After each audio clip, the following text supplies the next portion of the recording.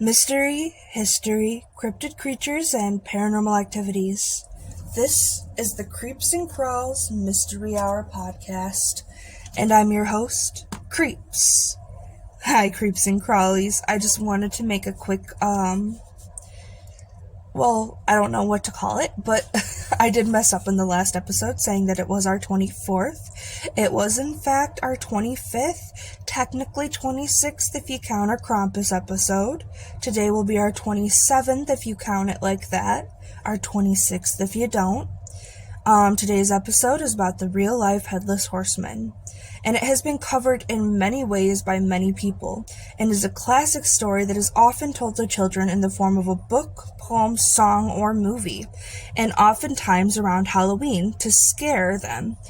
There is even a Johnny Depp role casting him as Ichabod Crane in Tim Burton's movie Sleepy Hollow, and even a whole show depicting a lengthy version of the original story's likeness. But where did the original story get inspired from? It's so detailed and so mysterious that it had to have been purely inspired by something that actually transpired in real life.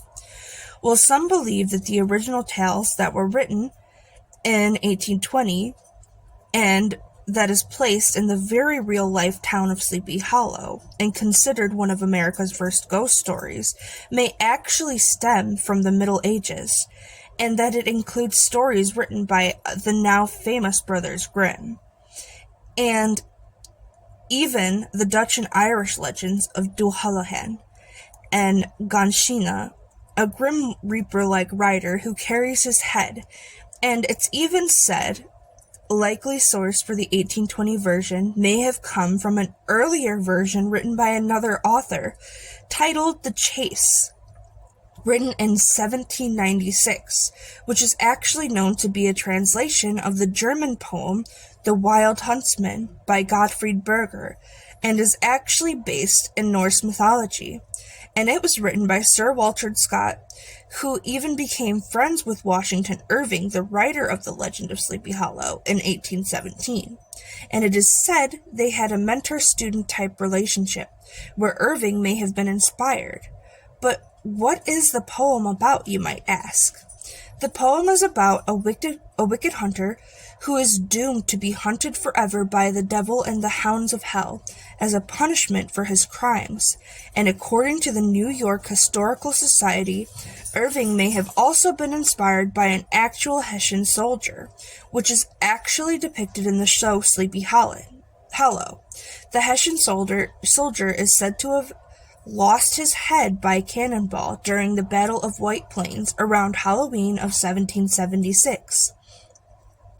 And Irving's story lines up with this because it takes place in the very real town of Sleepy Hollow, New York.